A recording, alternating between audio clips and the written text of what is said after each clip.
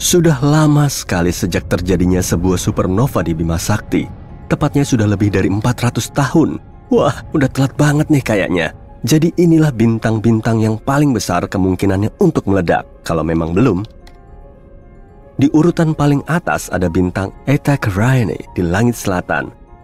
Huruf Yunani sebelum nama rasi bintang menandakan tingkat kecerahan bintang dalam rasi itu. Sir Edmund Halley di tahun 1677 mencatat Eta Carinae sebagai bintang paling terang ketujuh dalam rasi bintang Carina, karena Eta adalah huruf ketujuh dalam alfabet Yunani.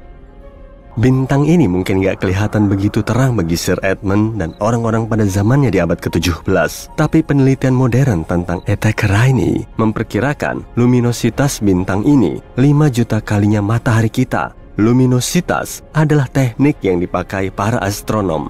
Bukan cuma kecerahan, luminositas mengacu pada energi total yang dilepaskan pada semua frekuensi. Eta Carinae melepaskan 5 juta kali energi lebih banyak dibanding matahari. Benar-benar raksasanya Bima Sakti. Eta Carinae 100 kali lebih masif dan 240 kali lebih besar dibanding bintang katai kuning putih kita, matahari. Jelas, karena tampak redup, letak Eta Carinae sangat jauh, sekitar 7.500 tahun cahaya. Tapi, bahkan dalam jarak sejauh ini, kalau bintang ini mengalami hipernova, ledakannya masih tetap bisa berdampak terhadap lapisan ozon bumi, mengganggu komunikasi satelit, dan membahayakan para astronot. 159 tahun setelah pengamatan Halley, Eta Carinae mengalami ledakan mirip nova. Bintang ini meningkat dari bintang yang relatif redup menjadi bintang kedua paling terang yang bisa dilihat dari bumi, tapi cuma dalam periode 27 tahun. Dari 1836 sampai 1863, Eta Carinae adalah bintang paling terang kedua yang bisa dilihat setelah Sirius, bintang anjing. Dan Sirius hanya sekitar 8 tahun cahaya jauhnya.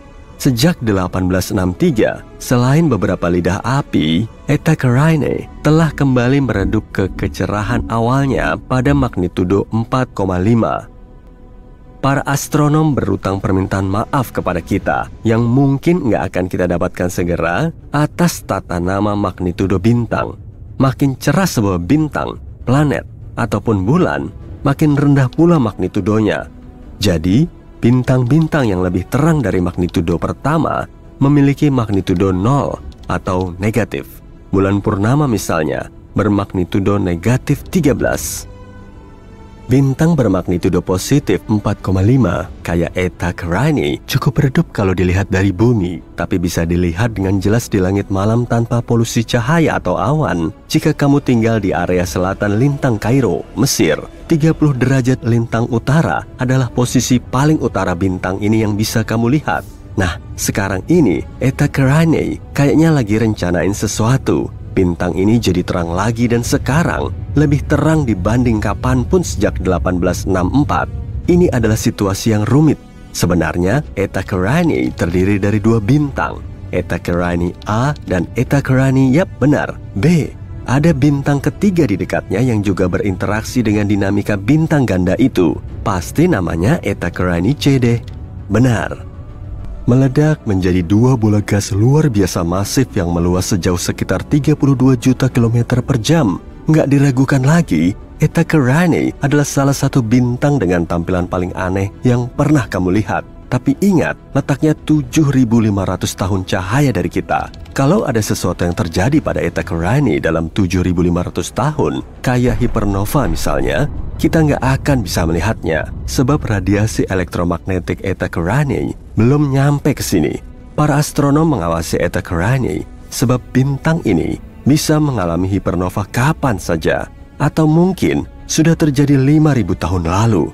Kalau begitu, kita cuma harus menunggu 2.500 tahun lagi untuk melihatnya. Oke, kayaknya bakal kutulis di agenda aku. Dari daftar 30 bintang yang mungkin akan mengalami supernova, Rho Cassiopeiae menjadi pilihan banyak astronom. Huruf Yunani Rho adalah huruf ke-17 dalam alfabet Yunani. Artinya, Rho Cassiopeiae adalah bintang dengan magnitudo jelas ke-17 dalam rasi Cassiopeia. Tapi Rho Cass, nama panggilannya, adalah salah satu dari 7 bintang hiperraksasa kuning di Bima Sakti. Ini juga termasuk raksasa karena kelihatan pada magnitudo 4,5 dari jarak sekitar 10.000 tahun cahaya. Rokes pasti bintang yang sangat besar, bintang hiperraksasa. Kalau diletakkan di posisi matahari, Rokes akan meliputi orbit Mars. Tapi bintang ini masih kuning, bukan bintang raksasa merah. Merah mengindikasikan suhu permukaan yang lebih dingin. Suhu di permukaan Rokes yang sebesar itu masih sepanas matahari kita, atau bahkan agak lebih panas. Itu cuma berarti 2 hal. Jauh di dalam intinya, Rokes melebur atom yang jauh lebih berat daripada hidrogen atau helium. Selain itu, Rokes menghasilkan jauh lebih banyak energi dibanding bintang raksasa merah. Di tahun 2000, Rokes mengalami letusan besar. Bintang ini menjadi terang sampai 2 tingkatan magnitudo ketika mengeluarkan materi 10.000 kali massa bumi ke ruang angkasa dalam 4 kali kecepatan suara. Para astronom mendeteksi tanda-tanda titanium oksida dalam letusan ini. Ini artinya Rokes jauh lebih dekat mengalami supernova atau dalam kasus khusus ini hipernova dibanding anggapan para astronom dulu. Besi cuma beberapa tingkat di atas titanium dalam tabel periodik. Dan ketika besi terbentuk, peleburan berhenti dan bintang pun kolaps. Rokes benar-benar mendekati itu, atau lebih tepatnya, lebih mendekati itu tadinya. Karena letusan yang kita lihat tahun 2000 itu sebenarnya terjadi 10.000 tahun sebelumnya. Banyak astronom berpikir Rokes telah mengalami hipernova, membentuk lubang hitam, dan bahkan udah nggak ada. Sementara itu, Betelgeuse menarik perhatian semua orang belum lama ini. Bintangnya ya, bukan filmnya. Bintang ini meredup secara dramatis, cuma 37% dari kecerahan biasanya. Apa Betelgeuse sedang bersiap untuk mengalami supernova? Betelgeuse sejauh ini adalah bintang paling terang di langit dalam sinar inframerah. Ini fakta penting, sebab terkait status Betelgeuse sebagai calon bintang yang akan mengalami supernova, seperti yang akan segera kita lihat. Betelgeuse juga disebut Alpha Orionis, nama dengan huruf Yunani lainnya. Jadi, kita bisa simpulkan kalau Betelgeuse adalah bintang paling terang dalam rasi Orion, kan? Salah, ini adalah bintang kedua paling terang dalam rasinya. Rigel atau Beta Orionis adalah bintang paling terang di area itu. Kok bisa? Mungkin karena Betelgeuse diklasifikasikan sebagai bintang variabel semi-reguler. Agak berlebihan ya. Siklus getarannya yang kurang lebih 400 hari mengubah kecerahannya sampai sekitar 1 magnitudo penuh dari yang jauh lebih terang dibanding bintang bermagnitudo 1 menjadi lebih mendekati bintang bermagnitudo 2. Tapi Betelgeuse belum pernah terlihat meredup begitu drastis seperti baru-baru ini. Apa yang terjadi dengan bintang ini? Dari akhir tahun 2019 sampai pertengahan 2020, Betelgeuse melalui periode meredup besar selama peristiwa pelepasan massa. Komunitas astronomi dunia memperhatikan situasi ini, dan dalam penyelidikannya, mereka menemukan data faktual yang mengejutkan tentang Betelgeuse. Pertama, lokasi Betelgeuse nggak sejauh perkiraan. Jarak Betelgeuse yang baru dan lebih akurat adalah 548 tahun cahaya. Itu 25% lebih dekat daripada jarak sebelumnya. Fakta baru kedua, diameter Betelgeuse telah berkurang dengan persentase yang sama. Bintang ini sekarang 25% lebih kecil daripada yang diyakini sebelumnya. Penyebab meredupnya Betelgeuse yang dramatis juga sudah diketahui. Bintang raksasa itu melepaskan awan gas yang mengandung magnesium. Awan itu menghambat sebagian besar sinar yang berasal dari Betelgeuse dan membuatnya secara visual tampak jauh lebih redup daripada yang sebenarnya. Magnesium nggak terlalu dekat dengan besi dalam tabel periodik, yang artinya Betelgeuse nggak jauh menuju supernova seperti yang disangka sebelumnya. Ketika besi mulai terbentuk di dalam bintang, artinya bintang itu hampir menutup reaksi peleburannya. Langkah berikutnya adalah ledakan. Betelgeuse belum sampai ke sana. Bintang ini melepas sebagian energinya sebagai sinar inframerah, dan ini mengindikasikan bahwa intinya kemungkinan besar masih membakar helium, bukan sesuatu yang akan meningkatkan panas, seperti karbon misalnya. Betelgeuse tetap akan mengalami supernova, tapi masih butuh 100.000 tahun lagi. Kamu bisa mencoretnya dari daftar supernovamu untuk saat ini. Sementara, untuk pelafalan Betelgeuse yang benar, Kamu bisa membacanya sesukamu aja. Ada banyak pengucapan yang berbeda di luar sana. Sebanyak orang yang mengira tahu cara melafalkannya dengan benar. Supernova 1987A mengejutkan para astronom ketika menerangi awan Magellan besar 100.000 tahun cahaya lebih dari Bima Sakti. Saat itulah perhatian beralih kepada bintang serupa yang jauh lebih dekat dengan bumi, Rigel, dalam rasi Orion. Mungkin Rigel mengejutkan kita dan tiba-tiba mengalami supernova. Ada sesuatu yang disebut masalah supernova yang mungkin harus kamu tahu, sebab mungkin ada kaitannya dengan Rigel yang akan mengalami supernova atau enggak. Sepertinya bintang-bintang dengan massa 17 kali massa matahari enggak selalu mengalami supernova. Baru-baru ini sebuah bintang raksasa merah menghilang begitu saja. Yap, bukan mengalami supernova, tapi hilang gitu aja. Ini sering terjadi dalam simulasi supernova di komputer. Dan sekarang akhirnya terjadi dalam kehidupan nyata. Massa Rigel setara dengan massa 21 matahari. Dengan kata lain, Rigel 21 kali lebih masif dibanding matahari kita. Jadi apa Rigel akan mengalami supernova atau hilang gitu aja jadi lubang hitam yang akan terbentuk di intinya? Para ahli astronomi dan fisika melanjutkan studi mereka tentang dinamika bintang-bintang masif, menjelajahi langit untuk mencari supernova berikutnya dalam galaksi Bima Sakti. Sementara itu, kita bisa yakin bahwa kita di bumi nggak terancam bahaya karena dampak ledakan supernova terdekat. Kita hidup di lingkungan bintang yang tenang dan damai, kecuali orang-orang Mars tetangga kita itu. Hei, bisa minta tolong nggak? Coba bayangin saat pertama kali kamu pergi berkemah. Mungkin kamu pergi bersama orang tuamu, mungkin juga saat karya wisata bersama teman-teman sekolahmu. Apapun itu, cobalah untuk membayangkan atau mengingat bagaimana rasanya saat hari hampir berakhir. Matahari sudah terbenam, tapi masih ada cahaya di luar. Katakanlah kamu sedang berbaring, mencoba untuk beristirahat sejenak. Apa hal pertama yang kamu ingat ketika melihat ke atas? Jika kamu sama sepertiku, mungkin yang pertama kali dilihat adalah banyaknya bintang yang berkelap-kelip di hadapanmu. Bintang-bintang ini yang sebagian besar bisa kamu lihat tanpa alat bantu adalah bagian dari Bima Sakti. Percaya atau tidak, galaksi kita yang menakjubkan ini usianya hampir sama tuanya dengan alam semesta itu sendiri. Selain usia, galaksi ini juga merupakan tempat yang menyenangkan. Bima Sakti bagaikan tempat pembibitan kosmik, tempat bintang-bintang baru dilahirkan. Dan aku kasih tahu ya, galaksi ini adalah rumah bagi beberapa tempat yang paling menarik. Setidaknya dari apa yang bisa kita lihat dalam foto.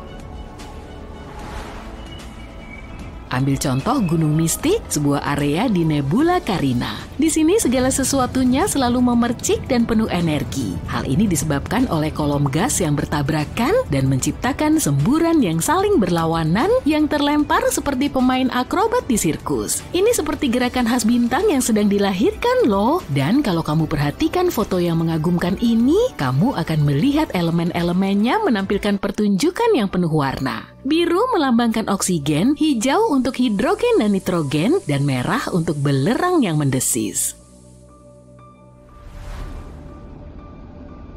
Siap untuk perhentian berikutnya dalam perjalanan kita melintasi Bima Sakti? Lihatlah awan debu dan gas antar bintang yang sangat besar dan meliuk-liuk di tengah-tengah M16 ini, yang juga dikenal sebagai nebula elang. Di sana ada pilar-pilar penciptaan yang sangat keren, yang tampak seperti tiang-tiang menjulang tinggi, tempat bintang-bintang baru bersembunyi dan bersantai. Aku tahu ini bukan pertama kalinya teleskop Hubble memotret pemandangan hebat seperti ini, tapi percaya deh, ini adalah foto yang paling detail dan menakjubkan. Pilar-pilar itu dihujani sinar ultraviolet yang sangat panas dari sekelompok bintang muda yang menggantung di luar bingkai. Bintang-bintang superstar ini sebenarnya menyebabkan menara debu dan gas perlahan-lahan terkikis oleh angin kencang. Siap-siap untuk mendengarkan angka-angkanya juga ya. Pilar-pilar penciptaan ini membentang sekitar 4-5 tahun cahaya. Iya, kedengarannya memang besar, tapi dalam skema besar, ini seperti adik-adik kecil dari nebula elang yang lebih besar yang memiliki luas 70 kali 55 tahun cahaya. Nebula ini pertama kali ditemukan pada tahun 1745 oleh seorang astronom Swiss dan jaraknya sekitar 7.000 tahun cahaya dari tempat tinggal kita di rasi bintang Serpens. Uniknya, meskipun terdengar produktif, aktivitas pembentukan bintang di Bima Sakti cukup langka jika dibandingkan dengan galaksi-galaksi lain. Para astronom menyadari bahwa laju kelahiran bintang-bintang justru menurun dan mereka ingin sekali mengetahui penyebabnya. Tapi sebelum kita menyelami fenomena aneh ini, yuk kita lihat bagaimana bintang-bintang terbentuk. Sulit bagi kita untuk mengetahui dengan pasti dari sini. Yang bisa kita kumpulkan tentang siklus hidup bintang berasal dari pengamatan bintang-bintang di Bima Sakti. Bintang terbentuk di dalam awan gas dan debu yang lebih dingin yang disebut nebula. Area ini cukup umum ditemukan di sebagian besar galaksi. Nebula memiliki temperatur rendah yang sangat penting bagi gas hidrogen untuk saling menempel. Ketika gumpalan itu mengumpulkan lebih banyak gas, maka akan terjadi pergerakan yang dengan sendirinya menghasilkan energi. Ketika lebih banyak gas bertabrakan dengan gumpalan yang sudah terbentuk, semua energi itu berubah menjadi panas. Proses ini terus berlangsung hingga temperaturnya meningkat dan memicu kelahiran bintang. Waktu yang paling aman dalam kehidupan bintang juga dikenal sebagai deret utama. Aku nggak akan membahas pelajaran kimia ya, tapi selama masa ini, bintang menghasilkan panas dan radiasi. Oleh sebab radiasi inilah, terdapat tekanan di sekeliling bintang, dan ini juga menyebabkan sebagian besar cahaya ditemukan di galaksi tertentu.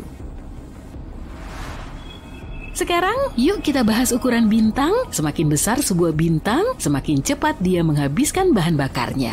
Bintang-bintang masif ini bersinar paling terang, memancarkan sinar UV berenergi tinggi. Sebaliknya, bintang-bintang bermassa lebih rendah hidup lebih lama, meskipun tidak secemerlang bintang-bintang yang lebih besar. Ada beragam ukuran bintang di sebagian besar galaksi yang bisa kita lihat dari sini. Ada bintang yang masanya 0,1% massa matahari, ada juga yang 10 kali lipat massanya. Begitu sebuah bintang menghabiskan bahan bakarnya, dia akan memasuki masa akhir hidupnya dan bertransformasi menjadi bintang yang meredup. Bintang-bintang yang ukurannya sama dengan matahari atau lebih kecil tidak bisa lagi menghasilkan radiasi pada tahap ini. Gravitasi mengambil alih dan menyebabkan materi bintang-bintang ini mengendap menjadi katai putih. Untuk bintang-bintang yang lebih besar, garis waktunya sedikit berubah. Bintang-bintang ini juga kolaps, tapi ada lebih banyak materi yang terbakar dan di sana juga lebih panas. Keruntuhan ini menciptakan inti yang lebih kuat. Ketika semua bagian dalam bintang sudah selesai, lapisan terluarnya runtuh dalam sekejap. Lapisan luar itu memantul dari inti dengan kecepatan yang hampir sama dengan kecepatan cahaya. Ini adalah peristiwa ledakan yang mengesankan yang disebut supernova, materi yang dilontarkan menjadi dasar pembentukan bintang-bintang di masa depan. Supernova juga meninggalkan lubang hitam. Sekarang setelah kita mengetahui sedikit tentang kehidupan bintang, yuk kita coba melihat tiap-tiap generasi. Bintang-bintang tidak muncul secara konstan dengan laju yang sama. Saat ini alam semesta hanya memproduksi sekitar 1/9 jumlah bintang dibanding masa kejayaan pembentukan bintang, yaitu sekitar 10 miliar tahun lalu. Sebuah penelitian memberi kita gambaran tentang sejarah pembentukan bintang. Demi menulis tentang ini, 2 orang ilmuwan bekerja sama untuk mengumpulkan banyak sekali data tentang galaksi. Mereka mengurutkan galaksi-galaksi tersebut berdasarkan jaraknya. Dengan melakukan hal ini, mereka bisa melacak perubahan kecemerlangan galaksi selama masa hidup alam semesta. Karena bintang memancarkan sebagian besar cahaya galaksi, mereka bisa menggunakan kecemerlangan tersebut untuk mengetahui berapa banyak bintang yang terbentuk dengan menggunakan matematika. Temuan mereka mengonfirmasi kalau pembentukan bintang masih sangat sedikit ketika alam semesta masih muda, tapi ketika gas mulai berkumpul di galaksi-galaksi, boom! Pembentukan bintang meroket hingga sekitar 10-11 miliar tahun lalu. Setelah itu, pembentukan bintang menukik tajam. Di alam semesta yang teramati saat ini, pembentukan bintang menurun drastis. Artinya sekitar 50% bintang yang kita lihat saat ini lahir dalam 5 miliar tahun pertama setelah Big Bang. Seperempatnya lagi terbentuk dalam 6 miliar tahun terakhir. Jadi apa yang menyebabkan pergeseran kosmik ini? Menurut para ilmuwan, penyebabnya adalah gas dingin yang dibutuhkan bintang saat dilahirkan. Ketika galaksi terbentuk, gas terkonsentrasi di dalam sehingga terjadi pembentukan bintang yang luar biasa. Tapi gas akan habis dengan cepat saat bintang-bintang tertidur. Ketika muncul, supernova melontarkan gas yang sangat dibutuhkan untuk pembentukan bintang di masa depan. Belum lagi, supernova juga mengubah kimiawi gas tersebut. Informasi penting ini bisa jadi merupakan titik awal dari penurunan pembentukan bintang yang kita lihat sekarang. Para ilmuwan masih belum yakin kenapa gas ini menjadi tidak berguna. Galaksi-galaksi juga sangat kompleks, ada berbagai macam kekuatan yang terlibat dalam menjaga keseimbangannya. Misalnya ketika supernova meledak, gelombang kejutnya kadang-kadang bisa menyebabkan turbulensi serta penggumpalan gas, sehingga hal ini memicu kelahiran bintang-bintang baru. Tapi jika supernova itu terlalu liar, dia bisa melontarkan gas yang sama keluar galaksi. Dengan tidak adanya gas yang tersisa di area tersebut, kecil kemungkinan bintang baru bisa terbentuk. Apa yang akan terjadi di masa depan? Sebagian ilmuwan bertanya-tanya apa yang akan terjadi jika tidak ada bintang baru yang muncul. Alam semesta mungkin hanya akan dipenuhi lubang hitam serta bintang-bintang yang meredup. Tata surya akan menjadi tidak ramah karena bintang-bintangnya kehilangan tenaga dan lubang hitam yang rakus itu akan mengunyah materi apapun yang tersisa. Meskipun kelihatannya suram, kita harus mengakui bahwa ini adalah konsep yang membingungkan. Untungnya kita tidak perlu khawatir hal itu akan terjadi dalam waktu dekat. Alam semesta berusia 13,7 miliar tahun, tapi era gelap diperkirakan tidak akan terjadi sampai jauh di masa depan. Ini hanyalah salah satu kemungkinan hasil dari penurunan pembentukan bintang. Siapa yang tahu kemungkinan aneh apa lagi yang akan terjadi di alam semesta? Pada tahun 2017, para astronom mengamati bintang terang yang melesat keluar dari galaksi Bima Sakti. Objek ini terus ngebut pada kecepatan 3,2 juta kilometer per jam, hampir 4 kali lebih cepat dari gerak matahari mengelilingi pusat galaksi Bima Sakti. Bintang induk kita ini perlu waktu lebih dari 225 juta tahun untuk melakukan satu kali orbit penuh. Tapi masalahnya, bintang pengembara itu bergerak berlawanan arah dari kebanyakan orbit bintang saat mengelilingi pusat galaksi kita. Dan anehnya lagi, bintang itu terdiri dari materi yang sangat berlainan. Para astronom kemudian bisa mengidentifikasi komposisinya yang berupa atom logam berat. Padahal, kebanyakan bintang lain terdiri dari unsur yang jauh lebih ringan. Bintang pengembara ini dinamakan LP4365 dan bisa terbang satset hingga keluar jauh dari galaksi kita. Mereka juga yakin kalau pengembara ruang angkasa ini terdorong keluar dari tempatnya oleh suatu bencana kosmik, seperti supernova.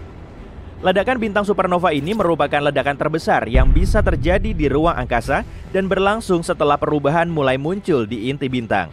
Supernova bisa terjadi dalam sistem bintang biner maupun satu bintang. Bintang biner adalah dua bintang yang mengorbit bintang induk yang sama. Katai putih superpadat yang jadi salah satu bintangnya bisa mencuri materi dari bintang pasangannya. Dan setelah beberapa saat, si pencuri mengakumulasi banyak materi lalu meledak menjadi supernova. Ada juga supernova yang dipicu oleh bintang tunggal yang mendekati masa akhir hidupnya karena telah kehabisan bahan bakar. Massa yang masuk ke inti bintang akan terus bertambah dan akhirnya inti bintang jadi terlalu berat sampai nggak mampu lagi menahan gravitasinya sendiri. Setelah intinya runtuh, muncullah supernova yang melepaskan banyak energi. Tapi para astronom masih belum bisa menjelaskan proses pembuangan LP4365 ini dari galaksi kita oleh supernova. Tiap ada pertanyaan, malah makin memunculkan lebih banyak pertanyaan lain. Mungkin itu cuma bintang pendamping yang terlontar oleh gelombang kejut setelah ada supernova, atau malah serpihan dari bintang yang meledak. Studi terbaru yang telah mengumpulkan sejumlah data menunjukkan kalau bintang katai putih itu berputar pelan di sekitar porosnya. Kemudian para astronom berspekulasi kalau LP4365 cuma serpihan kosmik, jadi nggak termasuk bintang. Dan ajaibnya, serpihan kosmik pengembara ini bisa bertahan dari salah satu peristiwa ruang angkasa yang paling dahsyat. Tapi setelah menyimpulkan demikian, mereka juga mengamati fenomena memukau lainnya. Fitur unik LP4365 ini kemungkinan baru muncul setelah bintang ini mengalami supernova. Meskipun kejadiannya berlangsung sangat cepat, wujud bintang ini berubah total. Kebanyakan bintang punya unsur utama helium dan hidrogen, tapi LP4365 emang beda dari yang lain, karena di dalamnya terdapat unsur berat seperti magnesium, oksigen, dan neon. Supernova pasti telah menambahkan semua atom ini ke komposisi bintang tersebut. Dan para astronom menggolongkan semua unsur yang lebih berat dari helium sebagai logam. Artinya, setelah mengalami supernova, LP4365 berubah menjadi metalik. Saat ini, sang bintang nggak punya planet sendiri, tapi satelit tes milik NASA mengamati adanya keanehan. Jadi satelit ini punya misi mencari planet jauh yang melintas di depan bintang induknya dengan mengamati cahaya yang redup. LP4365 justru makin cerah dan baru meredup lagi tiap 8,9 jam. Kemungkinan bintang ini bisa berdenyut, tapi biasanya denyutan bintang nggak berlangsung secara teratur. Jadi menurut penjelasan yang lebih logis, permukaan bintang ini nggak rata. Saat bintang berputar, bintik matahari terbawa masuk, kemudian nggak terlihat lagi. Berarti bagus dong? Dan setelah mengetahui kecepatan rotasi bintang ini, para astronom bisa menggali proses yang berlangsung di dalamnya sekitar 5 juta tahun yang lalu, selama supernova. Eksoplanet biru terang HD 189733b kelihatan tenang dan sangat familiar. Mirip banget kayak bumi kita. Tapi kemiripan ini justru menyimpan misteri yang nyeremin. Di permukaannya, angin bertiup dengan kecepatan 8.700 km per jam atau 7 kali kecepatan suara.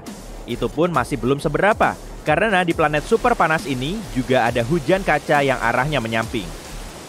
Bintang neutron adalah inti bintang raksasa yang sangat padat. Bintang ini memancarkan sinar X atau gelombang radio.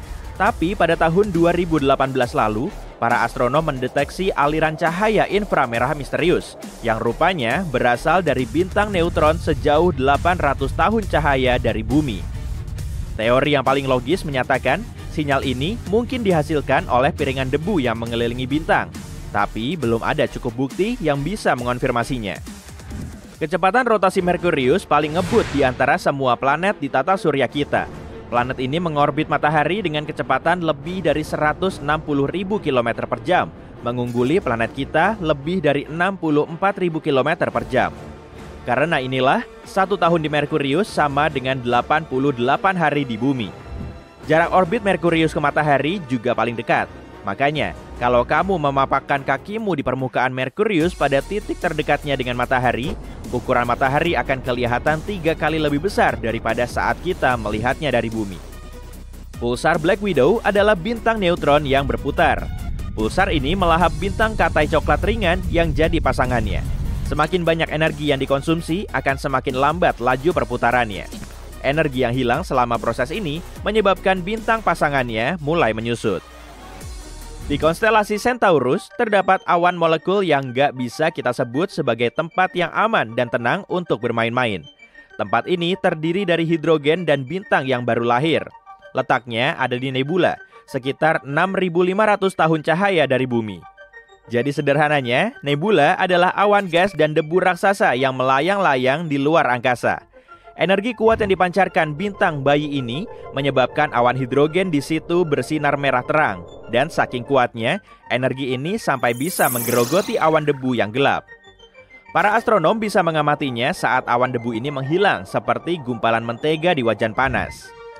Eksoplanet jauh seukuran Neptunus, Gliese 436b, terbilang sangat unik karena terbuat dari es superpanas yang berkobar. Planet ini mengelilingi katai merah Gliese 436 dalam satu orbit full cuma dalam 2 hari. Dengan kata lain, jarak eksoplanet ini sangat mepet dengan bintang induknya.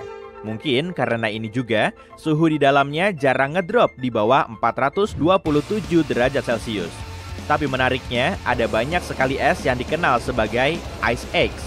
Es ini tetap padat meskipun suhunya sangat tinggi. Jupiter adalah planet terbesar di tata surya kita. Planet ini 318 kali lebih besar dari bumi dan 2,5 kali lebih besar dari total ukuran planet lain di tata surya kita. Tapi anehnya, kalau bobot raksasa gas ini makin berat, ukurannya malah mengecil. Tambahan massa yang didapat akan bikin planet ini lebih padat, lalu membuatnya mulai menarik dirinya sendiri. Para astronom mengklaim Jupiter kemungkinan akan 4 kali lebih berat dari bobotnya sekarang, tapi ukurannya nggak akan berubah. Ukuran galaksi DG-SAT-1 sebesar Bima Sakti, tapi galaksi ini nggak begitu kelihatan karena semua bintangnya hampir transparan. Yang bikin DG-SAT-1 super unik, yaitu galaksi ini cuma berdiri sendiri. Kalau galaksi lain sih biasanya berkelompok. Mungkin DG-SAT-1 telah terbentuk di periode lain sekitar 1 miliar tahun setelah Big Bang. Kalau klaim ini terbukti benar, berarti galaksi tersebut telah jadi fosil hidup. Satelit Saturnus, Hyperion, termasuk satelit teraneh di tata surya kita. Tapi bentuknya sebetulnya nggak aneh-aneh amat. Satelit yang menyerupai batu apung ini dipenuhi banyak kawah, serta memiliki listrik statis yang mengalir keluar angkasa. Sekitar 4.000 tahun cahaya dari bumi, ada planet yang wujudnya mirip bongkahan berlian besar. Kepadatannya paling tinggi di antara semua planet yang telah ditemukan, dan sebagian besarnya terdiri dari karbon. Saking padatnya, sampai-sampai para astronom memperkirakan kalau karbon ini berwujud kristal. Maka sebagian dari planet ini kemungkinan berupa berlian. Ceres merupakan objek luar angkasa paling berat di sabuk asteroid antara Jupiter dan Mars. Total masanya hampir sepertiga dari massa seluruh sabuk asteroid. Selain itu, Ceres merupakan planet Katai terkecil di luar sana. Benda luar angkasa ini juga menjadi satu-satunya planet Katai yang terletak di sabuk asteroid sekaligus di tata surya bagian dalam. Para astronom kadang menjuluki Jupiter sebagai bintang gagal. Raksasa gas ini memang punya banyak helium dan hidrogen, tapi dengan massa segitu, Jupiter nggak bisa melakukan reaksi fusi di dalam intinya. Dengan cara seperti ini, bintang akan menghasilkan energi. Atom hidrogen saling berfusi di bawah tekanan dan panas ekstrim, lalu menghasilkan helium. Proses ini juga melepas cahaya dan panas. Jupiter cuma akan bisa melakukan reaksi nuklir dan berubah menjadi bintang kalau massanya bertambah 70 kali lipat. Kondisi di luar angkasa sangat hening. Di sana cuma ada ruang hampa tanpa atmosfer. Sedangkan gelombang suara perlu medium agar bisa merambat. Karena itulah, planet yang beratmosfer seperti bumi terdengar sangat bising. Nggak seperti saudara jumbonya, lubang hitam ini diperkirakan berukuran sangat kecil dan maksimal cuma sebesar atom. Meski begitu, beratnya setara dengan 1000 sedan. Salah satu teori juga mengklaim banyak lubang hitam mikro kemungkinan telah terbentuk sesaat setelah Big Bang. Malahan, sebagian ilmuwan bilang sejumlah lubang hitam ini melewati planet kita setiap hari. Setiap jamnya, jumlah energi matahari yang terkirim ke bumi lebih banyak dari konsumsi energi di bumi dalam setahun. Meski orang zaman now menggunakan lebih banyak energi matahari daripada 10 tahun lalu, total konsumsinya cuma 0,7% dari penggunaan listrik tahunan dunia. Kemungkinan ada bulan yang juga mengorbit bulan lain, tapi para astronom belum menyepakati teori ini. Umumnya, planet mengorbit bintang dan bulan mengorbit planet. Tapi kenapa nggak ada bulannya bulan atau moon yang juga dikenal sebagai subbulan, moonet atau moon? Para peneliti mengklaim kalau moon bisa aja memang ada, tapi induk bulan harus cukup besar dan moonnya cukup kecil. Jarak antara bulan-bulan ini dan planet induknya juga harus berjauhan. Sebagai planet terberat di tata surya kita, Jupiter memiliki gaya gravitasi yang paling kuat. Bahkan kekuatannya sampai 2,5 kali dari gravitasi bumi. Suatu saat nanti, gravitasi raksasa gas ini bisa mengoyak komet besar Shoemaker-Levy 9. Dan kalau sudah begini, Jupiter akan menelan sisa komet sebelumnya. Saat berdiri di ekuator Mars, kamu akan ngerasain suhu di kakimu seperti biasa-biasa aja. Tapi kepalamu bisa langsung beku. Sebelum melayang-layang tak tentu arah di ruang angkasa dan melewati galaksi, planet pengembara pernah terlempar keluar dari bintang induknya. Tapi ada planet unik yang berjarak 200 tahun cahaya dari bumi. Ukurannya sebesar planet, tapi medan magnetnya 200 kali lebih kuat dari Jupiter. Gravitasinya juga sangat kuat, hingga menghasilkan aurora yang terus berkedip di atmosfer kita. Europa merupakan salah satu satelit terbesar di Jupiter, meskipun ukurannya lebih kecil dari bulan. Tapi menariknya, permukaan Europa tertutup oleh es. Sebagian dari es ini sangat halus, jadi dipakai untuk main seluncuran. Selain itu, lompatan setinggi 1,2 meter di planet kita akan melambungkanmu hingga hampir 7 meter ke udara Europa. Meski begitu, kecepatan pendaratannya kurang lebih sama dengan di bumi. Haumea alias planet Katai yang mengorbit sabuk Kuiper punya bentuk oval unik dan 2 satelit. Karena satu harinya cuma berlangsung selama 4 jam, Haumea digolongkan sebagai objek besar yang rotasinya paling cepat di seluruh tata surya kita. Yang paling misterius tentang Haumea, justru planet ini punya cincin tipis selebar 64,4 km di sekelilingnya. Para astronom belum bisa menjelaskan proses dan asal-muasal objek langit ini, hingga akhirnya muncul di sekitar planet Katai tersebut. 11 bumi bisa muat di ekuator Jupiter, dan kalau planet kita seukuran anggur, si raksasa gas akan sebesar bola basket. 9 pesawat luar angkasa telah terbang ke Jupiter. 7 diantaranya cuma melewatinya dan 2 sisanya mengorbit di planet besar itu. Pesawat termutakhir, Juno, tiba di Jupiter pada tahun 2016. Kawah di kutub selatan bulan diperkirakan menjadi tempat paling dingin di seluruh tata surya. Dasar kawahnya selalu berada dalam bayangan, dan suhu tertinggi di sana cuma sampai minus 238 derajat Celcius, termasuk saat siang bolong.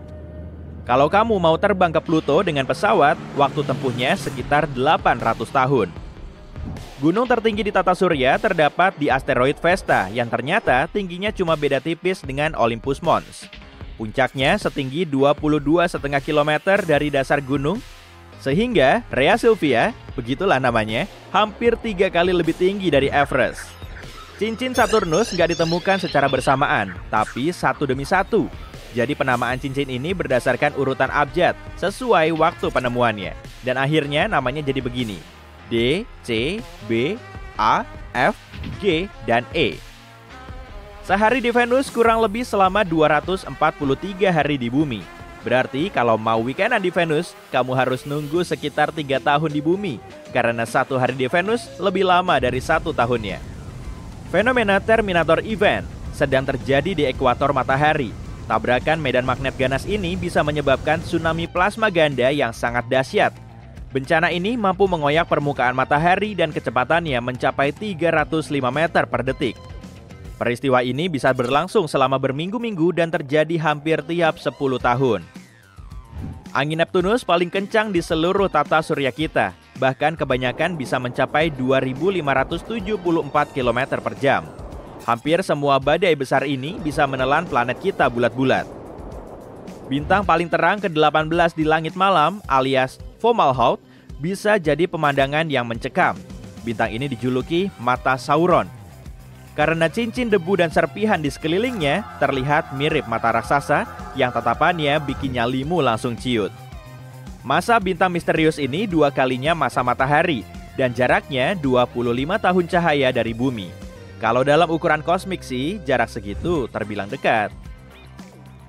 Mars punya 2 satelit, yaitu Phobos dan Deimos. Dalam 30-50 juta tahun ke depan, gaya gravitasi planet ini akan mengoyak Phobos. Dan peristiwa ini mungkin akan menyebabkan terbentuknya cincin di sekitar Mars. 1 asteroid seukuran mobil memasuki atmosfer bumi setiap tahun. Penyusup kayak gini bisa aja menghancurkan 1 kota kecil dari muka bumi. Debu dan asapnya akan naik ke atmosfer, menghalangi sinar matahari yang mau masuk ke permukaan planet kita. Akibatnya, suhu global ngedrop dan iklim pun berubah. Tapi untungnya, asteroid seperti ini sudah terbakar di atmosfer sebelum mendekati permukaan bumi. Sinyal radio yang terpancar dari ruang angkasa saat menghubungi bumi nggak sekuat bola lampu di lemari es. Setelah sampai di bumi, kekuatannya cuma 1/1 kuintillion watt. Pantesan aja ya, antena yang menangkap sinyal super lemah ini sangat besar. Deep Space Network yang mendeteksi sinyal dari pesawat luar angkasa punya antena parabola yang berukuran hingga 70 meter, lebih besar dari lapangan sepak bola. Pada tahun 1999, NASA kehilangan pengorbit Mars karena tim tekniknya menggunakan sistem metrik, sedangkan tim yang lain menggunakan bantuan sistem imperial. Nebula adalah awan gas dan debu raksasa. Seiring waktu, gravitasi akan menarik gumpalan debu dan gas ini hingga ukurannya terus besar. Gravitasinya juga semakin kuat. Akhirnya, massa nebula akan jadi sangat berat hingga runtuh oleh gravitasinya sendiri, lalu terbentuklah bintang baru. Sekitar 4.000 tahun cahaya dari bumi, tepatnya di konstelasi Scorpion, ada nebula kupu-kupu berdiameter lebih dari 3 tahun cahaya. Struktur di dalam nebula ini menjadi salah satu bentuk paling jelimet yang pernah teramati. Bintang induk nebula yang berupa katai putih punya suhu 250.000 derajat Celcius. Artinya, bintang ini terbentuk dari bintang besar lain yang diperkirakan lebih dari 5 kali lebih besar dari matahari kita. Katai putih ini dikelilingi cincin tebal yang ekuatornya punya debu dan gas. Mungkin karena itulah seluruh strukturnya kelihatan mirip jam pasir atau kupu-kupu. Kalau semua asteroid di tata surya digabungin, total masanya nggak akan melebihi 10% dari massa bulan kita. Ada awan uap air yang melayang-layang di luar angkasa. Awan ini mengelilingi lubang hitam supermasif sejauh 12 miliar tahun cahaya dari bumi. Awan mengandung 140 triliun kali dari seluruh volume air di planet kita. Para astronom memperkirakan awan air ini muncul 1,6 miliar tahun lebih lambat dari alam semesta kita. Objek terpadat di ruang angkasa adalah bintang neutron. Meski cuma seukuran satu kota kecil, masanya sekitar 1,4 kali massa matahari. 1 sendok teh materi bintang neutron akan seberat 1 miliar ton. Dan gravitasi bintang neutron 2 miliar kali lebih kuat dari gravitasi di planet kita. Pada tahun 1993, probe Galileo sedang melakukan perjalanan melewati asteroid Mini dan diameter maksimumnya 32 km. Tetap aja sih, objek kecil ini punya satelit selebar 1,6 km. Para astronom telah menemukan banyak satelit yang mengorbit di berbagai planet kecil di tata surya. Kita dilingkupi matahari. Atmosfer bintang ini membentang jauh melampaui permukaannya yang terlihat, dan planet kita berada dalam jangkauannya. Begitulah angin surya menghasilkan fenomena menakjubkan seperti cahaya kutub utara dan selatan. Ledakan radiasi gamma yang kuat cuma berlangsung setengah detik, tapi energi yang dilepas sangatlah besar, melebihi energi yang dihasilkan matahari kita dalam 10 miliar tahun. Ledakan singkat ini menerangi seluruh langit, lalu cahaya itu berubah menjadi cahaya yang jauh lebih lembut dan lebih tahan lama. Astronom meneliti fenomena ini dengan sinar X, radio, optik, dan gelombang inframerah. Ternyata manusia akhirnya melihat kelahiran magnetar untuk kali pertama. Magnetar ini mungkin terbentuk setelah 2 bintang neutron bergabung. Fenomena ini menghasilkan kilonova, salah satu ledakan bintang paling terang dan paling besar. Cahayanya akhirnya mencapai planet kita pada 22 Mei tahun 2020 lalu. Bayangkan sebuah bintang besar setidaknya 5 kali massa matahari kita mencapai akhir hidupnya. Mungkin karena bahan bakar nuklirnya habis. Jika itu terjadi, bintang ini mulai mendingin, tekanan di dalamnya menurun, dan gravitasi mulai menekan ke dalam. Kemudian, massa yang lebih dari 1 juta kali massa planet kita kolaps dalam 15 detik. Saking cepatnya, gelombang kejut yang super besar membuat bagian luar bintang ini meledak dan menghasilkan ledakan cahaya menyilaukan. Ledakan kuat ini bernama supernova. Yang tersisa adalah inti super padat dengan kumpulan gas panas membentuk awan alias nebula yang meluas di sekitarnya. Jika mengembang cukup besar, sekitar lebih dari 10 kali ukuran matahari, kemungkinan besar bintang ini akan berubah menjadi lubang hitam. Kalau tidak, dia berubah menjadi bintang neutron. Pada dasarnya, ini adalah nukleus raksasa. Yap, bagian tengah atom. Sebagian besar bintang ini terbentuk dari neutron dan lebarnya jarang melebihi 32 km. Sebagai perbandingan, lebar matahari kita hampir 1,4 juta kilometer atau seperti 109 bumi dijejer bersebelahan. Tapi jangan sampai bintang yang relatif kecil ini menipumu. Bobot bintang neutron setidaknya 1,5 kali lebih berat daripada matahari kita dan punya medan magnet yang intens. Kalau kamu mengambil sesendok teh bagian dalam bintang ini, beratnya akan melebihi 1 miliar ton. Saking padatnya, bintang neutron menjadi objek paling ekstrem. Perhentian berikutnya sudah pasti lubang hitam. Saat bergabung, 2 bintang neutron seringnya membentuk bintang baru yang lebih berat. Dalam hitungan milidetik atau bahkan kurang, bintang ini kolaps menjadi lubang hitam. Tapi para astronom yang meneliti rekaman kilatan cahaya di bulan Maret berpikir mungkin ada hasil lain. Mereka yakin sekali telah melihat sesuatu yang belum pernah diamati, yaitu kelahiran magnetar. Ini adalah bentuk langka dari bintang neutron dengan medan magnet ultra kuat. Magnetar ini 1000 triliun kali lebih kuat daripada planet kita. Medannya juga begitu kuat sampai bisa memanaskan permukaan bintang hingga 10 juta derajat Celcius. Sederhananya, magnetar adalah magnet terkuat di alam semesta. Medan magnetnya dapat mengganggu objek di sekitarnya. Atom-atom yang kurang beruntung mendekati bintang seperti itu bisa meregang menjadi garis tipis. Kalau kamu yang berada beberapa ratus kilometer dari magnetar, nasibmu juga tak akan baik. Pertama, medan magnetnya akan mengganggu bioelektrik tubuhmu. Artinya, impuls sarafmu tidak akan berfungsi lagi. Bahkan, molekulmu akan berubah akibat pengaruh medan sang bintang. Pada akhirnya kamu akan lenyap. Jika melayang dalam jarak 160.000 km dari planet kita, magnetar mampu menghapus semua data yang ada di tiap kartu kredit di dunia. Bintang biduk. Bintang besar berwarna merah ini baru saja meledak. Plasma merah berhamburan dan bergetar di permukaannya. Bintang ini membakar objek lain di sekitarnya, kemudian wuss, seketika menghilang. Tapi sesaat kemudian, bintang biduk muncul di pusat tata surya kita, menggeser posisi matahari. Dan bola kuning yang biasa kita lihat di siang hari itu telah berganti menjadi bola raksasa merah. Diameternya 25 kali lebih panjang dan bobotnya 30% lebih berat dari matahari.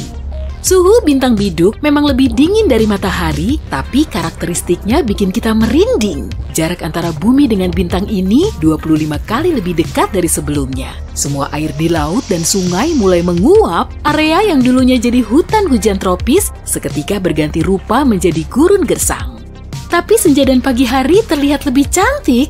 Kalau kamu memandangi langit fajar dari atas gedung Empire State, akan muncul berkas sinar di atas cakrawala. Pancarannya sangat menyilaukan karena bintang biduk 110 kali lebih terang dari matahari. Kemudian, bintang ini naik ke atas langit. Bulatan di cakrawala semakin membesar hingga seisi langit cuma dipenuhi rupa bintang merah ini. Posisi bintang biduk terus mendekat sampai kamu bisa melihat badai plasma panas di permukaannya. Terjadi ledakan dan semburan massal secara berkala. Sejumlah materi tersembur dari permukaan bintang dengan kecepatan mencapai 2000 km per jam. Materi ini berbentuk melengkung dan menempel di kedua ujung bintang biduk. Kamu juga harus memakai pakaian luar angkasa super canggih agar bisa mengamati bintang terbit. Sedangkan kehidupan di bumi telah lama terhenti. Kondisinya terus memburuk karena tiap 8 hari sekali bintang biduk akan bertambah terang. Planet kita juga semakin menyerupai Venus. Posisinya sangat dekat dengan matahari dan suhunya juga terlalu panas sehingga tidak kondusif untuk menyokong terbentuknya kehidupan. Oke lah, selagi planet kita semakin dingin, gimana kalau kita taruh Proxima Centauri aja di pusat tata surya? Objek langit ini bukan bintang merah, tapi katai merah. Ukurannya hampir 7 kali lebih kecil dari matahari, sedangkan bobotnya hampir 9 kali lebih ringan. Seisi laut dan sungai di bumi nggak akan menguap, tapi permukaannya beku. Hutan dan rimba diselimuti salju selama kurang lebih 1 minggu, suhu global di bawah 0. Saking gak kuatnya, tumbuhan yang berhabitat di tempat dingin pun mulai punah. Kebanyakan tumbuhan ini mengandalkan energi matahari, sedangkan ketersediaannya terus menipis. Tapi, jauh di bawah lapisan es, masih terdapat air. Suhunya terus naik karena terkena inti bumi yang panas. Mikroorganisme akan bisa bertahan hidup, bumi terlihat lebih redup layaknya senja yang terus datang. Bulan juga sangat sulit dilihat, dan parahnya lagi, satelit alami kita ini nggak bisa memancarkan cahaya sendiri karena cuma memantulkannya dari sinar matahari. Kalau Proxima Centauri jadi bintang induk kita, bulan akan terlihat sangat gelap. Yang lebih pelik justru orbit bumi. Matahari punya gaya gravitasi yang membuat bumi kita berpredikat sebagai zona Laikuni. Suhunya nggak terlalu panas maupun dingin. Nah, gravitasi Proxima Centauri jauh lebih lemah, dan bumi perlahan bergerak menjauhi bintang ini. Planet kita bisa saja menabrak asteroid atau planet lain yang melayang di ruang angkasa. Yang lebih parah lagi, justru kalau Proxima Centauri nggak bisa menahan bumi, lalu bumi terlempar keluar menuju ruang angkasa yang gelap. Maka bisa dipastikan bumi nggak akan lagi menjadi planet yang Laikuni. Oke lah, kita ganti aja pusat tata surya kita dengan Sirius atau bintang paling terang di langit malam. Padahal ukurannya cuma 70% lebih besar dari matahari kita, tapi suhunya hampir 2 kali lebih panas. Jadi, selain terang, cahayanya juga sangat ngebul. Warnanya bukan kuning, tapi perpaduan antara putih dan biru. Saat berada di luar ruangan, kamu perlu pakai kacamata untuk melindungi matamu. Aspal jalanan juga pasti akan bergolak. Memangnya kamu mau keluyuran di luar rumah dalam kondisi seperti itu? Kalau kamu mau masak telur di pinggir jalan juga bisa. Dan pastinya, dalam kondisi ekstrim seperti ini, semua kehidupan di bumi sudah lama lenyap. Bukan cuma masalah suhu aja loh, Sirius juga memancarkan banyak radiasi. Meski bisa melindungi bumi dari radiasi sinar matahari, atmosfer belum bisa menangkal radiasi Sirius. Bikin tata surya kita lebih nyeleneh yuk. Gimana kalau pakai sistem bintang ganda aja? Dalam sistem ini, 2 bintang mengitari bintang induk yang sama. Ada juga bumi kita yang masih baik-baik saja. Faktor utamanya ada 2, yaitu ukuran dan kecerahan bintang. Kedua bintang ini nggak terlalu besar, cahayanya juga nggak seterang matahari. Asalkan bumi kita berada di zona aman, semuanya akan baik-baik saja. Saat fajar menyingsing, 1 bintang akan terlihat di bawah cakrawala, lalu disusul oleh bintang lainnya. Meski begitu, pemandangan indah ini akan segera berubah menjadi ledakan dahsyat. Dalam sistem bintang ganda, salah satu bintangnya akan selalu lebih besar. Lama-lama, bintang besar ini akan menarik materi dari bintang yang lebih kecil, lalu menelannya. Bintang besar ini akan mencapai masa kritisnya, lalu meledak. Ledakannya hampir sekuat supernova dan mampu menghancurkan seluruh sistem tata surya.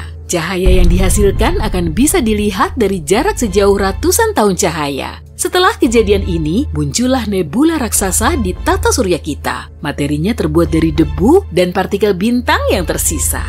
Lanjut ke bagian alam semesta yang bikin kita geleng-geleng kepala. Lubang hitam. Objek ini mendepak matahari dari pusat tata surya kita. Gelagatnya misterius dan menakutkan, ia juga mampu menyedot semua objek yang ada di dekatnya. Di dekat lubang hitam, ternyata ada loh zona Laikuni.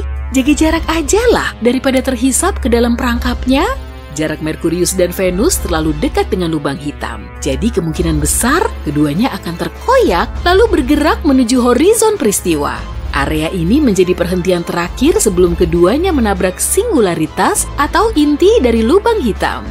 Masalah besarnya hanyalah cahaya dan waktu. Lubang hitam menyerap cahaya, bukan memancarkannya, maka bumi akan menjadi dingin dan gelap. Dan di dekat objek besar, waktu akan berjalan lebih lambat. 1 detik di dekat lubang hitam bisa saja setara dengan berminggu-minggu atau malah berbulan-bulan di ruang angkasa. Kita memang gak akan tahu perbedaannya, tapi seluruh objek di sekitar kita akan berjalan relatif lebih cepat. Objek apapun bisa berubah menjadi lubang hitam kalau dimampatkan sampai ukurannya sesuai. Matahari bisa menjadi lubang hitam kalau diameternya menyusut hingga sepanjang 6 km. Dan bumi juga bisa menjadi lubang hitam kalau diameternya terus dimampatkan hingga sepanjang 1,8 cm. Wah, pusat tata surya kita sudah ditempati oleh batu angkasa kecil, bintang neutron, diameternya sekitar 30 km. Sebagian meteorit pun lebih besar dari bintang neutron, tapi massa bintang ini seberat matahari, jadi gaya gravitasinya hampir sama dan orbit bumi tetap. Namun begitu, bintang neutron memancarkan sinar yang hampir tidak bisa dilihat. Akibatnya, bumi diselimuti malam permanen. Tetap aja sih, suhunya terus memanas. Saat bintang neutron terbentuk, suhunya bisa berkali-kali lipat lebih panas dari matahari. Tapi seketika menjadi dingin hingga suhu normal. Jadi kemungkinan seluruh kehidupan di bumi nggak akan ngebul. Selain itu, bintang kecil ini berputar sangat cepat dan bisa berubah menjadi pulsar atau objek yang bersinar terang di kedua sisi bintang tersebut. Bintang neutron juga memancarkan radiasi pada kecepatan tinggi. Cahaya ini akan membuat planet kita benar-benar steril. Dalam kondisi ini, semua bentuk kehidupan nggak bisa bertahan. Beralih ke bintang terbesar yang pernah ada, Stephenson 218. Bintang merah ini 2150 kali lebih besar dari matahari.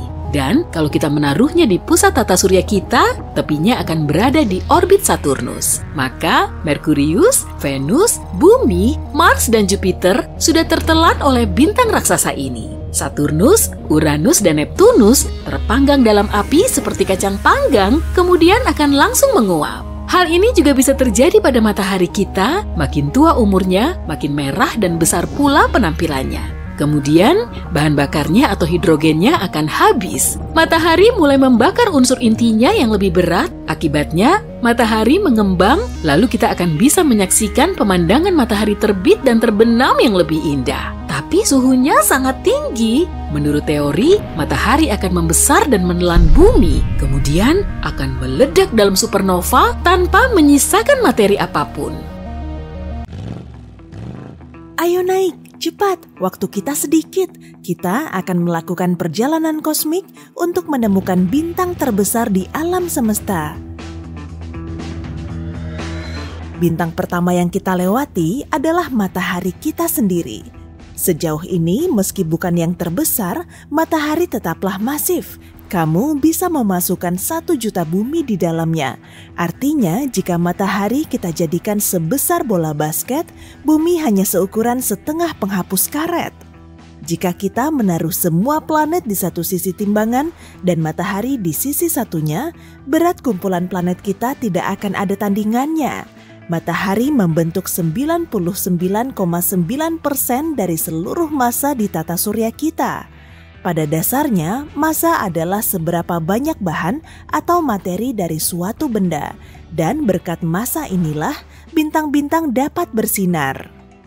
Begini, semakin banyak materi dalam sebuah bintang, semakin tebal dan panas pula intinya.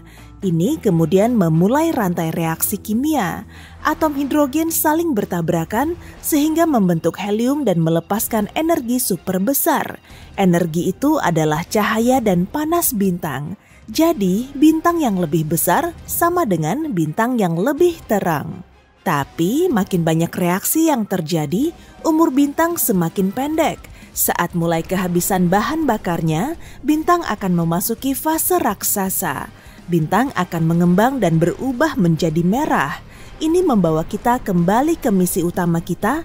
Bintang terbesar yang akan kita temukan kemungkinan besar berada di penghujung usianya.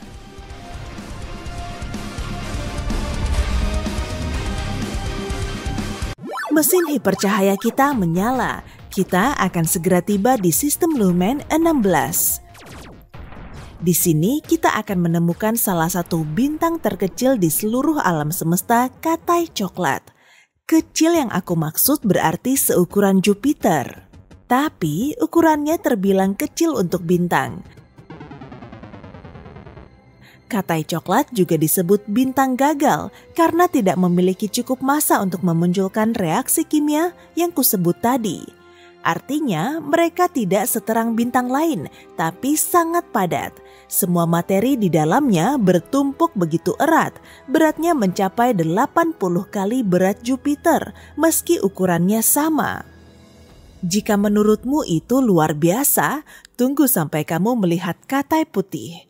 Yang satu ini jauh lebih padat, yang ini bernama Sirius B.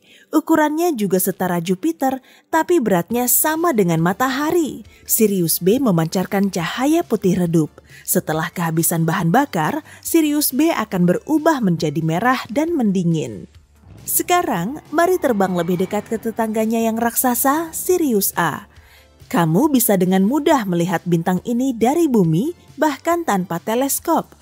2 kali lebih berat dan lebih dari 1,5 kali lebih lebar dibanding matahari kita, Sirius A adalah bintang paling terang di langit malam bumi. Sekarang kita terbang 550 tahun cahaya dari bumi ke konstelasi Cassiopeia. Hampir 100 tahun lalu, ledakan kosmik terjadi di sini. Ledakan ini memperluas atmosfer bintang Gamma Cassiopeia dan sejumlah gas terlempar keluar angkasa. Selain itu, Gamma Cassiopeia menjadi bintang paling terang di konstelasi ini. Ukurannya 10 kali lebih lebar dibanding matahari kita. Beralih ke bintang utara yang terkenal. Anehnya, bintang lain pernah memegang julukan ini selama bertahun-tahun, dan lebih banyak bintang lain akan merebut julukan ini di masa depan. Hal ini terjadi karena bintang kutub utara bumi berubah setiap 26.000 tahun. Bayangkan planet kita seperti gasing yang berputar.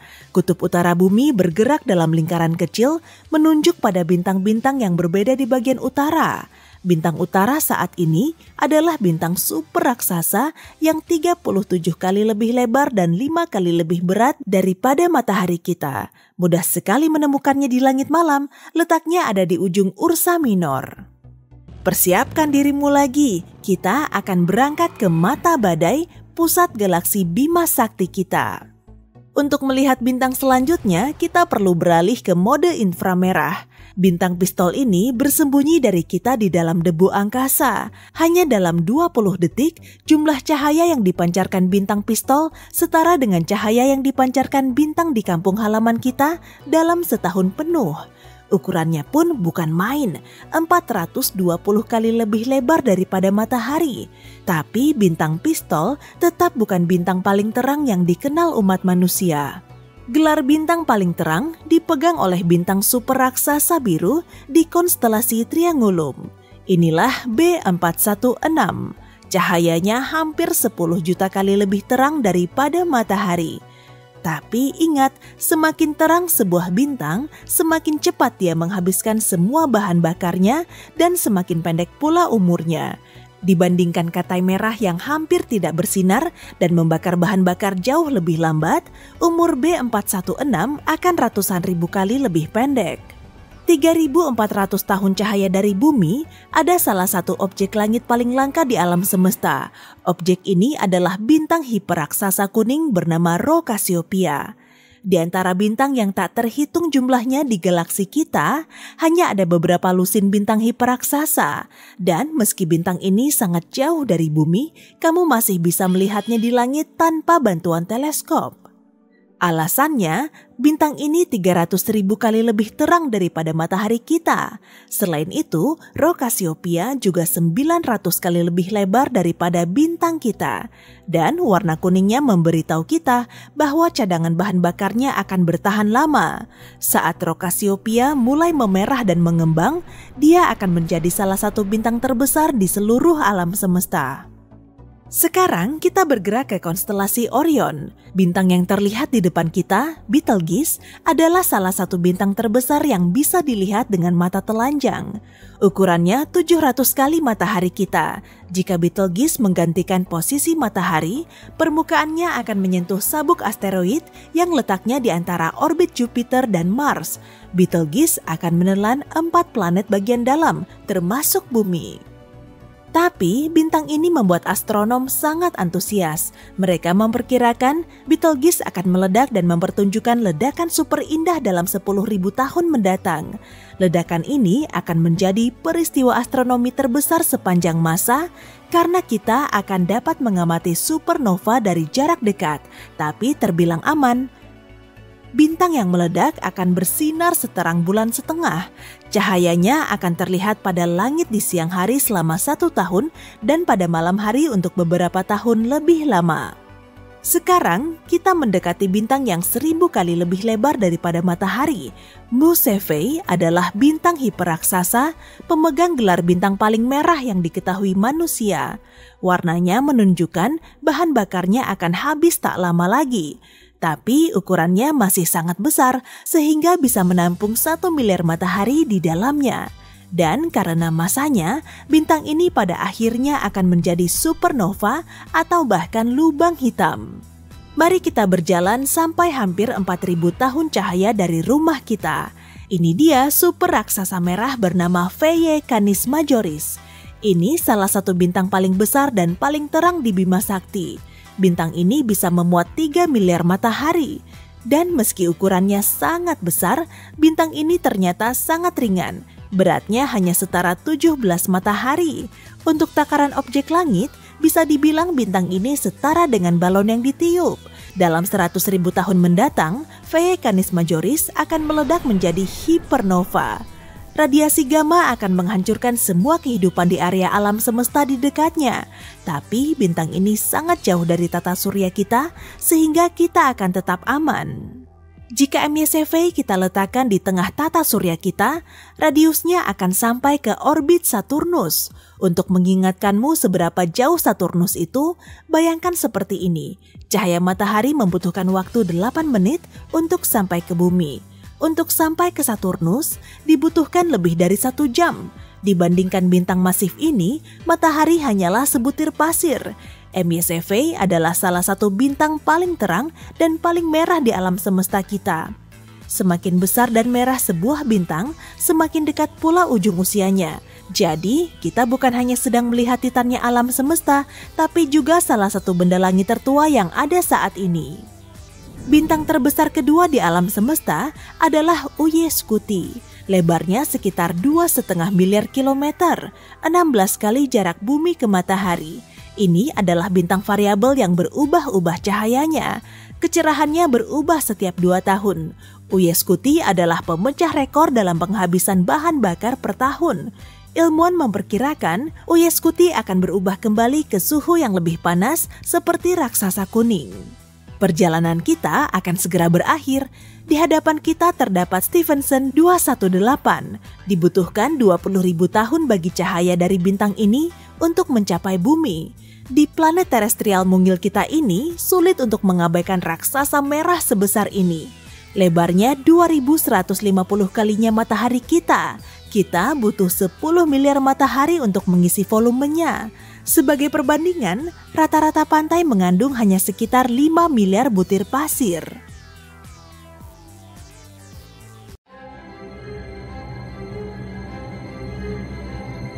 Untuk melihat salah satu peristiwa astronomi paling signifikan sepanjang masa, kami pergi ke Amerika Selatan. Di Gurun Atacama, Chili, kami menemukan teknologi paling canggih untuk observasi luar angkasa.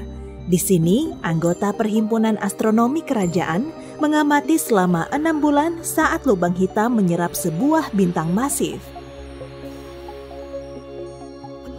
Omong-omong, ini adalah ilmuwan yang juga membuktikan bahwa di pusat galaksi Bima Sakti ada lubang hitam supermasif, dan mereka bahkan mengambil fotonya.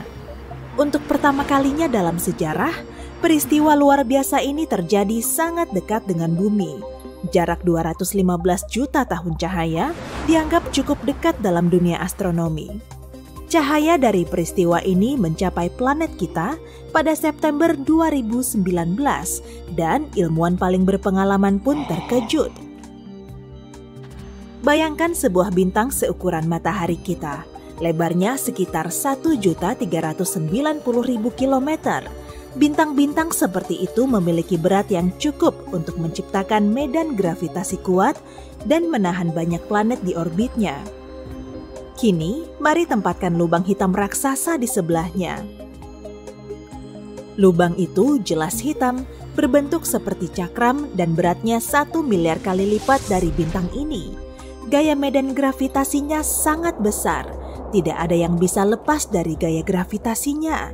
Benda yang bisa bergerak pada kecepatan cahaya akan tetap jatuh ke jurang hitam ini. Cahaya sendiri tidak bisa lepas dari batasannya. Begitu bintang memasuki medan gravitasi lubang hitam, ia tidak memiliki peluang. Pada awalnya, ia mencoba menahan tarikan lubang hitam. Namun, lapisan luar bintang mulai meregang menuju lubang hitam seperti spaghetti. Ini karena gaya tarik yang kuat.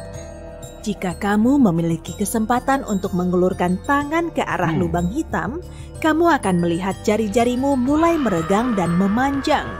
Ini karena gaya tarik meningkat seiring pertambahan panjang. Oleh karena itu, ia bekerja lebih kuat daripada di lengan. Itulah sebabnya proses menarik benda ke dalam lubang hitam ini disebut spaghettifikasi. Hal pertama yang terisap ke dalam lubang hitam adalah mahkota bintang. Ini adalah kulit terluar bintang yang terdiri dari plasma panas. Kamu mungkin memperhatikan bagaimana bintang mulai menyusut ukurannya. Ini karena plasma membentuk sebagian besar dari matahari yang terlihat.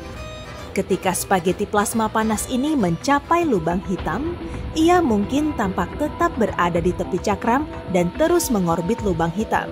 Namun nyatanya tidak ada kata mundur lagi. Partikel bintang telah mencapai horizon peristiwa jurang gelap. Medan gravitasi lubang hitam membelokkan cahaya di sekitar tepinya, sehingga horizon peristiwa terlihat seperti kerosong bagi pengamat. Astaga, banyak metafora makanan di sini. Aku mulai lapar. Kamu mungkin juga melihat semacam kekacauan di cincin ini, seolah-olah beberapa partikel cahaya bergerak ke satu arah dan yang lain ke arah lain. Ini terjadi karena efek cermin. Tapi kita bisa yakin bahwa apapun yang mencapai horizon peristiwa, cepat atau lambat akan ditarik ke dalam singularitas atau mutiara hitam lubang hitam. Ilusi lain yang kamu lihat adalah partikel bintang di horizon peristiwa bergerak lebih lambat.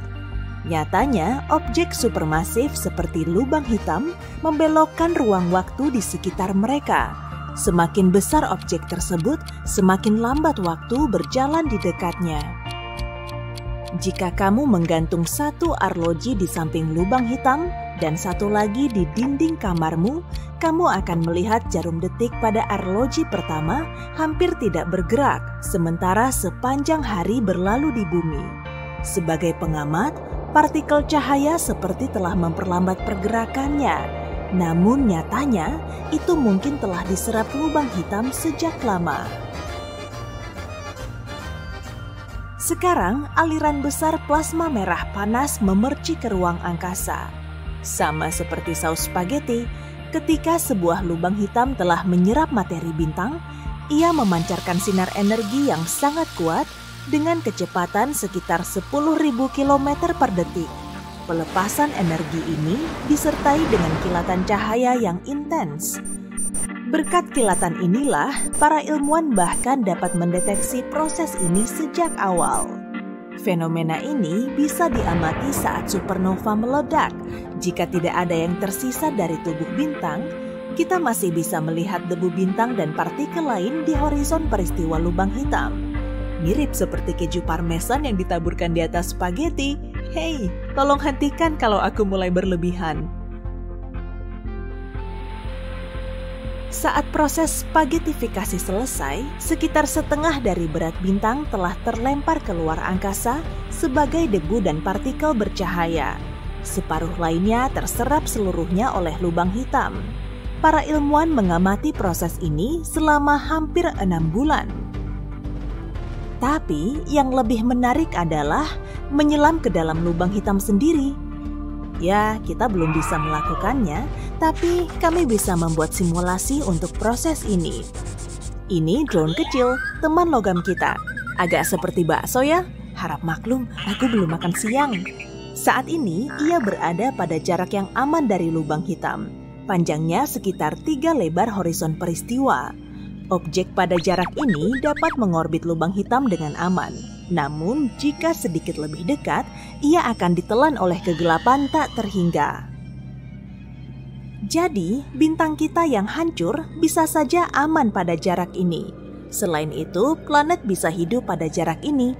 Dan jika ada sumber cahaya dan panas yang sesuai di suatu tempat di dekatnya, kehidupan juga bisa ada di tempat ini. Tapi tujuan kita adalah singularitas dan kita memandu bakso itu, maksudku drone, lebih dekat ke horizon peristiwa. Setelah beberapa menit, daya tarik mulai menguat dan drone mulai meregang seperti spaghetti. Ketika ia mulai berputar di sekitar cakram hitam, itu berarti ia telah mencapai horizon peristiwa dan mulai turun ke jurang hitam tak berbatas. Sekarang, mari kita lihat semuanya dari sudut pandang drone. Semua cahaya dari bintang yang dilihatnya menjadi biru. Ini disebut pergeseran biru gravitasi. Saat jatuh ke dalam lubang hitam, medan gravitasinya menarik foton cahaya ke bawah, memberinya energi. Panjang gelombangnya semakin pendek, sehingga foton merah berubah menjadi biru. Drone terus jatuh dan sudah benar-benar tersembunyi dari mata kita. Dan robot itu hanya melihat sinar biru yang terang dan tipis. Sekarang ia dalam kegelapan total. Tidak ada apa-apa di sini, bahkan waktu.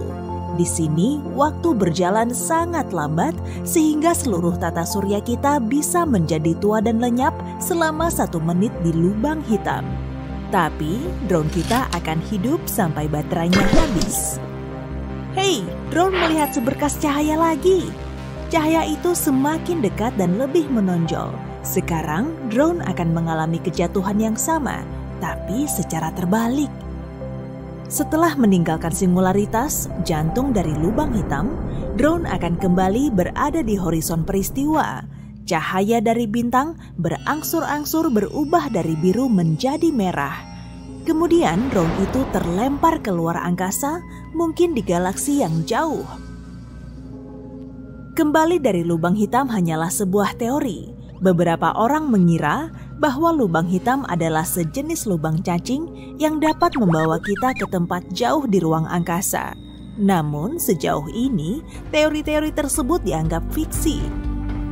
Lubang hitam cukup menantang untuk dideteksi. Masalahnya adalah, warnanya hitam, seperti ruang angkasa.